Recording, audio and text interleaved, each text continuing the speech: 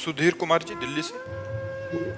राधे राधे महाराज जी। महाराज जी, जब कोई लड़का अपने विवाह के समय लड़की के पिता के सामने दहेज की इच्छा या मांग रखता है और लड़की के पिता इच्छा पूरी भी करते हैं, तो क्या ये उस लड़के पर लड़की के पिता का कर्ज चढ़ जाता है, या अगर कर्ज नहीं है, धर्म से रहित बात है।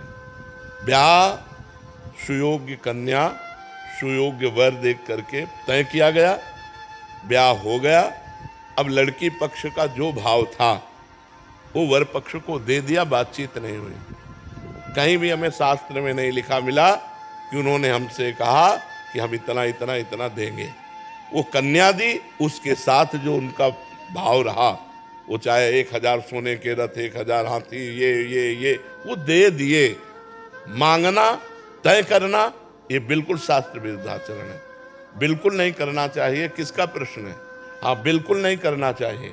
ना तो लड़के पक्ष को ये बात रखनी चाहिए, लड़के पक्ष को बात रखनी चाहिए तुम्हारी लड़की हमारे लड़के के सुयोग्य वर, ये काफ़ी है, अब आपका जो मनावे सो दे देना, हम उसकी आकांक्षा नहीं रखते।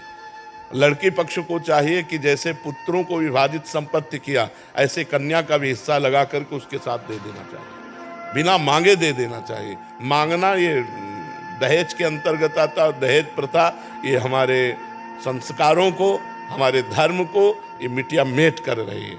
लड़की हुई, सुनते ही उसका पिता जल जाता है। लड़की हुई क्यों? क्योंकि अब दहेज देना पड़ेगा। दहेज में लोग ऐसे मांग रहे हैं कि पूछो मत। वो किसी तरह कमा खा करके जी रहा है, और वो लाखों का पर्चा बना देते, तो इससे तो लोग गर्भ में लड़की पात करवा देते। अगर देखा या गर्भ हुआ, लड़की हुई, तो इनके इन प्रकार वो नष्ट करना चाहते हैं।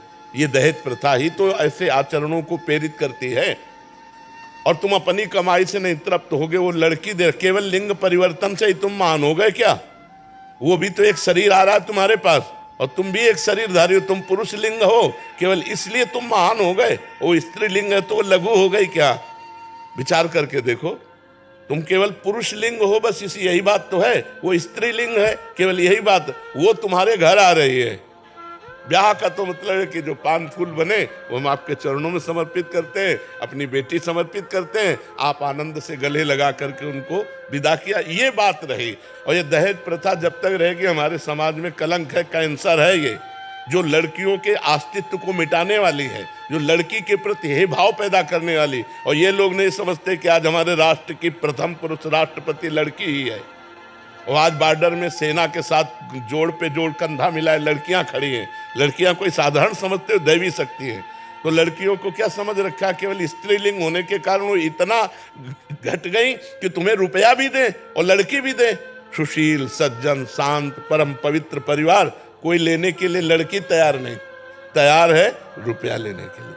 10 लाख फलदान में दीजिए, इतने परीक्षा में दीजिए, इतने ब्याह में दीजिए। किसान आदमी 10 लाख कहाँ से देगा? किसान आदमी को जीना मुश्किल होता है, उसकी सिंचाई, उसकी मल, बहुत कोई 100-200 बीघा का जमींदार हो तो बात अलग है। 10-10 बीघा जमीन है, उसी से पूरे परिवार का पोषण होता है। कुछ चंद रुपए बचे, वो स्कूल आदि की पढ़ाई, कपड़ा लत्ता, इसमें खर्चा होता है। अरे बड़े खर्चा गृहस्थी में होते हैं।